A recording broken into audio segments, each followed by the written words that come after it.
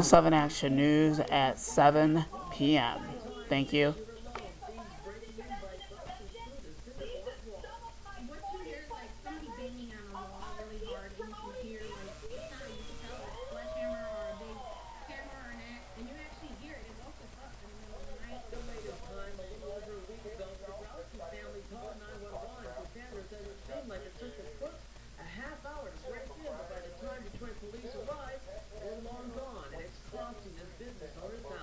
Run out of money and I can't pay anything. Can't bring help in, can't pay taxes. I'm on payment plans with the world. Detroit police say they never got a 911 call on the last break-in, and while Levinson says the video shows the crooks inside his store for over 30 minutes, even tripping the motion detectors, Detroit police say they had officers on scene within 10 minutes of being dispatched. Whichever way it went down, by the time it was over, the thieves had gotten away with things like sledgehammers and crowbars. Just what you need, going to and break into other people's houses. That's the perfect. Gets me angry. They're using my tools to break into my own store. I mean, and probably a lot of houses around here. And to the crooks, Cassandra says, get a job. Why are you going to break in? It hurts. But I've done it so many times now. We'll see what happens. Detroit police say they will be running extra patrols in the area, but if you have any information on the man in that video, call Detroit police right away. In Southwest Detroit, Kimberly Craig, 7 Action News. Thanks, Kim. That hardware store owner, by the way, believes the same thieves, the ones that ripped him off, are responsible for this giant hole you see at K Beauty Supply. It's on Michigan Avenue, about a mile and a half from the hardware store. Police believe the thieves struck about 4 a.m., breaking that large hole in the wall, probably with one of the hardware store's hammers. And then they came inside. The man, identifying himself as the owner, told us the crook got away with a curling iron, some hair weaves, and extensions, which actually makes quite valuable. A safety meeting is underway right now to crack down on vehicle break-ins in Fort Town. Detroit officials and police are expected to talk with neighbors and business owners about ways to keep the community safe. Last week, someone even broke into an unmarked car belonging to a federal agent. There are now several businesses in the area taking steps to ramp up security in their parking lots. As we speak, the Detroit Compensation Commission is meeting to discuss the hottest topic in town, pay raises for Detroit City Council members and some other elected officials. Council pay was cut back in 2010 by 10%. Now, according to a survey conducted by Detroit's Human Resources Director, Detroit's council makes 21% less than similar-sized cities. The survey also found the mayor and city clerk are paid more in other cities. Up to 7 investigators found some of those numbers don't quite add up. Today, we asked Council President Brenda Jones if the report is indeed fair. I don't know where she received Should that be relied on if it's wrong? Again, I don't know where she got her information from, and so I cannot respond to something that someone else did. Council has not taken official position on the raises, but several members said they agree with Jones that they do deserve their pay restored. The number of deaths linked to General Motors ignition switch defects is up again this week. The compensation fund approved 7 more claims involving deadly accidents, bringing the total number to 74. 126 people with injuries are also eligible. The fund received more than 4,300 claims, but over half were considered ineligible. About 1,300 are still under review. And as the sun goes down over the city of Southfield in this particular case, we are ending another cool, maybe cold, art fair. I say cold because it felt like winter out there. There's huh? warmer coming and going, right? Right? Rexy? Oh, you're asking me? We're asking you, Mr. Rexy. One day the 7-day forecast is really quite nice in terms of the warmth this week, but getting there and then after is a tough go for sure. Let me show you what's going on around the area temperature-wise. These are the current temperatures. Port Huron, 21. Pontiac, 27. Monroe, Adrian to the south at 28. 30 right now at Metro Airport. Wind chills in the teens in a lot of spots, including 13 in Port Huron, 16 in Mount Pleasant, 19 in Pontiac, and 24 in Detroit. Snow today, 3 to 5 inches in Chicago, is passing to our south, but there may be enough flow to introduce a few snow showers in the 7-day forecast. We'll look at it tonight. All right, thank you very much. Still ahead here on 7 Action News, warm weather states. And this is what's coming up on Channel 7 Action News at 7. We have the results of a brand new survey. Plus, we've all struggled with cell phone service when there are big crowds in downtown Detroit. Coming up, we're going to show you how that slow service could be a thing of the past. and we'll be right back.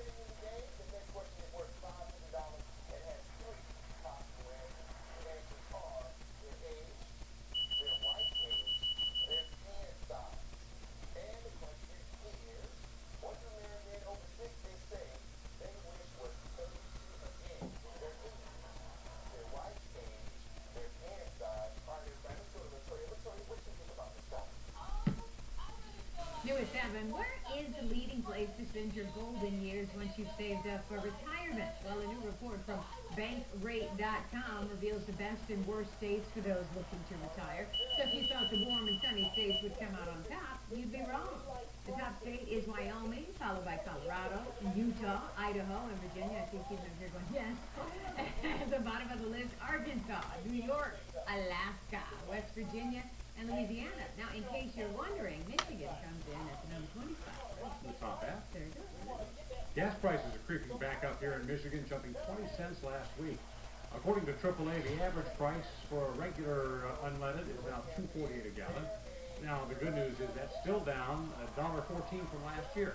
AAA says we usually see a jump in prices this time of year because refineries conduct maintenance and they start a switch over to summer blends, which can limit fuel production and drive costs up. AAA expects prices to stay low because of lower crude oil prices and a higher supply of gas here in the United States.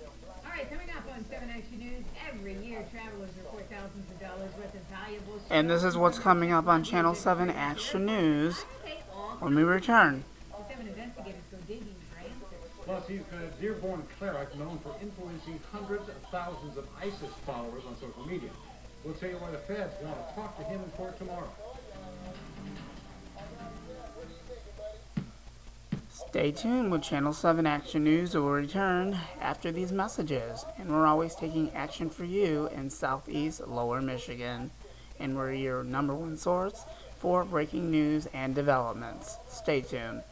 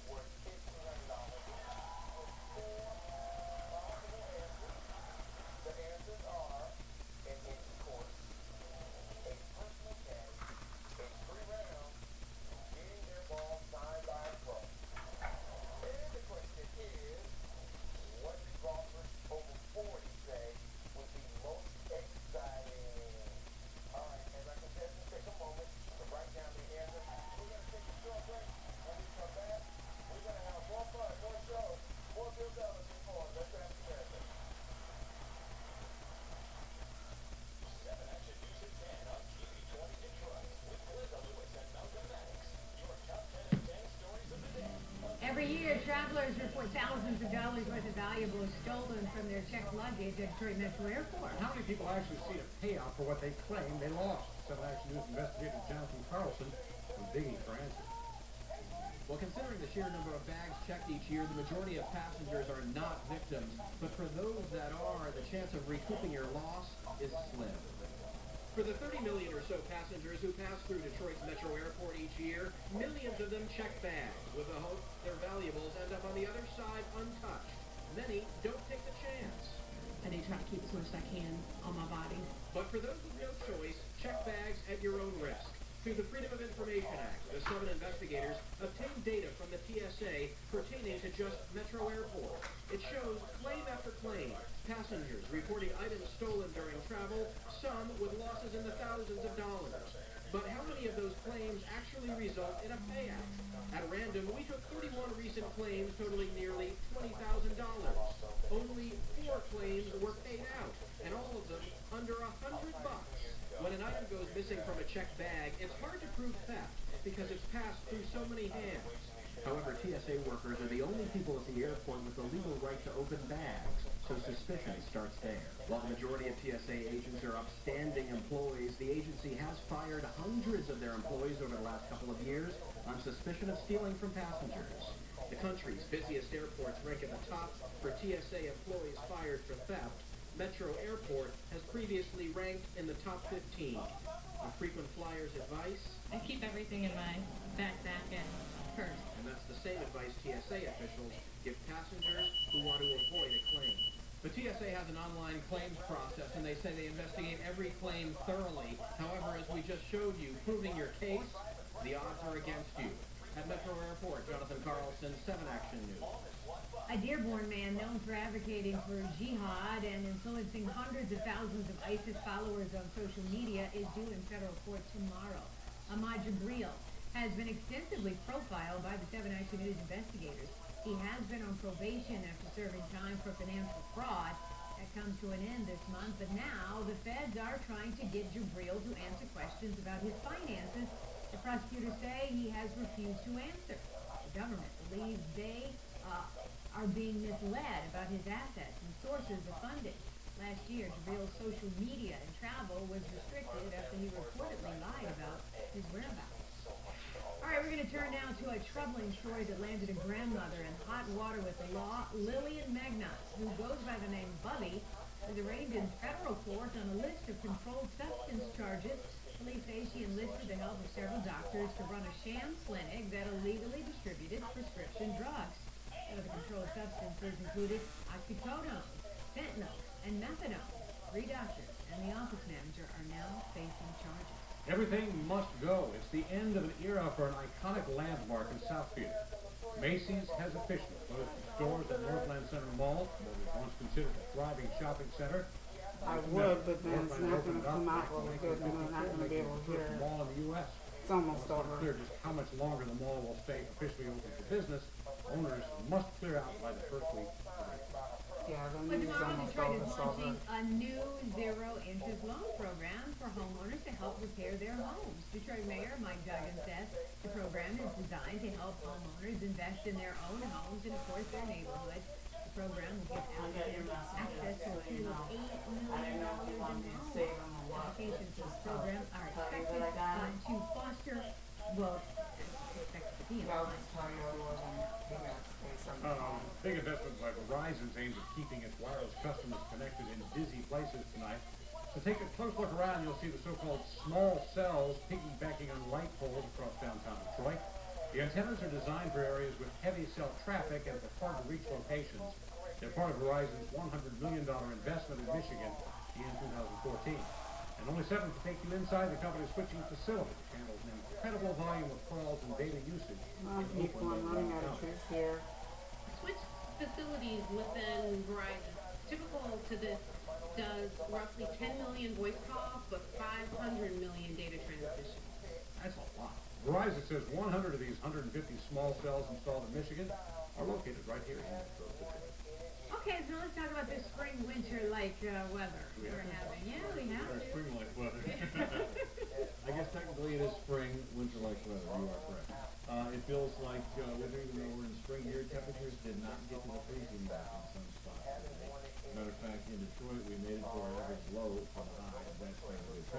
Here's what's happened now. Chicago, 3 to 5 inches. They whited out the city, had trouble getting around. Flights were canceled, a whole ball of wax, and most of that, went just south of town. You can see the most recent loop now. Maybe it was something maybe in that area. We'll look at that in a sec. But it came through Chicago, northern Indiana, northern Ohio. And I also want you to know Grand Rapids has clearing skies. So we're going to get that eventually, but that is not a good thing for us. So here's a look at the local radar. We did get reports of flakes getting to the ground in Hillsdale, Coldwater, Kalamazoo, and Harbor. Haven't seen that just yet here in Adrian or Monroe. It's not out of the question, but if you did, it was just a quarter or two. It's still midnight. 23 degrees are low. 31 is our average low, and that was our high for you. That's the 10 minutes off tonight. 49 is the average high this time of year, where we're supposed to be, what is normal for us, what is typical or average. It just can take us a while to get there. 27 in Fort Huron, 28 in Lapeer, 29 in Pontiac. Those are the highs today. Only 31 here in Detroit, and I guess if you want to count Flint in southeastern Michigan, then they got the 33. Nobody, well, Howell got the 33. That's just came out. All right, 30 degrees right now. I've been showing this map for about 3 or 4 days. We're right in the transition zone between the real cold off to our east and the real warmth off to our west. We have just slid a little more east, if you will. Cold weather's going to dominate for the next couple of days, and then we'll get one good one on Wednesday. Temperature right now, 21 in Fort Huron, 28 in Troy, 30 degrees at Metro, 27 in Monroe, and 23 here. The wind's blowing just enough that wind chills are in the teens. It's becoming north and northeast at 6. Again, 30 degrees, 43% for the humidity. Dry air number will drop off pretty quickly, and if we clear skies out tonight, that will indeed happen. Look at the low temperatures in the teens up around I-69, probably 17 in Rochester, around 20 in Dearborn, and I think actually we're going to get down to the teens in Detroit. So this evening, around 30 right now, most of the cloudy skies. It's quite chilly already, but there's your 18 low for Detroit. If the sky's clear and you get light winds, that's cold. And tomorrow, despite lots of sunshine, still very chilly. In the 30s again at 39. And your weekend, 19 on Saturday morning, 37 on Saturday afternoon. I'm showing you that first because there's a lot of high school activities that start this spring. This weekend, we better want to go. Okay, we will. Race for the White House in 2016 kicking into high gear. Today, Texas Senator Ted Cruz became the first major candidate from either party to officially announce his candidacy. Cruz's message aimed at some of the country's most conservative voters, painting a picture of the United States without the IRS or the Affordable Care Act. Cruz likely will not be the only candidate for long. Senators Rand Paul and Marco Rubio and Governor Scott Walker and Jeb Bush all expected to announce their campaigns. Well, it is a healthcare milestone today as the Affordable Care Act turns 5 years old. President Obama signed it into law back in 2010. The White House says more than 16 million Americans have been able to purchase health insurance because of the Affordable Care Act. But the law's future still remains up in the air. The Supreme Court is expected to rule this summer about the legality of the Affordable Care Act. All right, still to come here on Action News, the new way you can check out Michigan's most iconic. And this is what's coming up on Channel 7 Action News at 7. And we will return at 10 p.m. for Channel 7 on TV 20 Detroit. Once again, we'll see you then on TV 20 Detroit. We'll see you then at 10.